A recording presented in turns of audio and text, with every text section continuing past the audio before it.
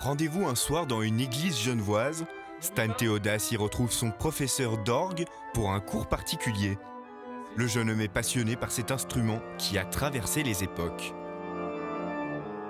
On a plusieurs claviers, on a plein de plans sonores, on peut faire vraiment ce qu'on veut au niveau des sonorités et tout ça, donc c'est vraiment un orchestre à lui tout seul, j'ai envie de dire.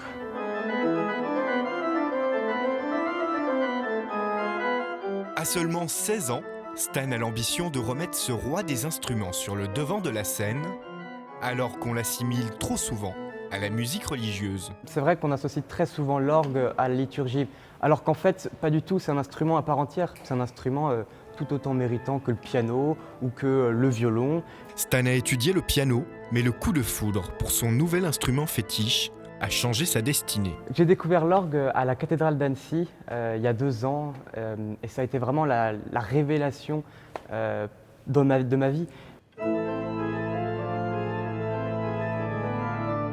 Ce que j'aime jouer sur l'orgue, c'est vraiment toute la musique romantique, post-romantique et contemporaine.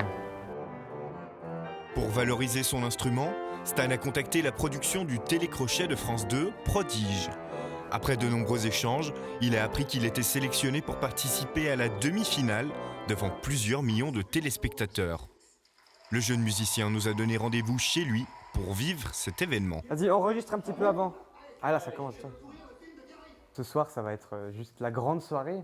Je suis très content de partager tous ces moments-là avec la famille, tous les proches, etc. Putain, c'est dingue. Putain, non, là, je vais rien manger là. Non, je suis très bien là. Il s'appelle Stan et il est tombé amoureux de son instrument à la cathédrale d'Annecy. Oh.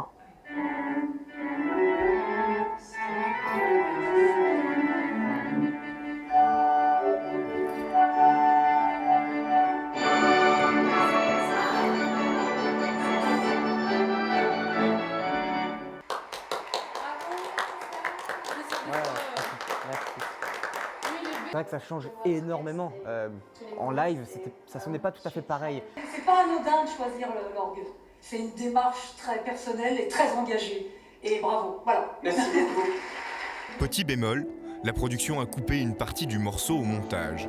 Il y a une coupure dans la pièce, mais bon, on peut pas toujours faire comme on veut. Donc, mais franchement, c'est que du positif et je suis super content.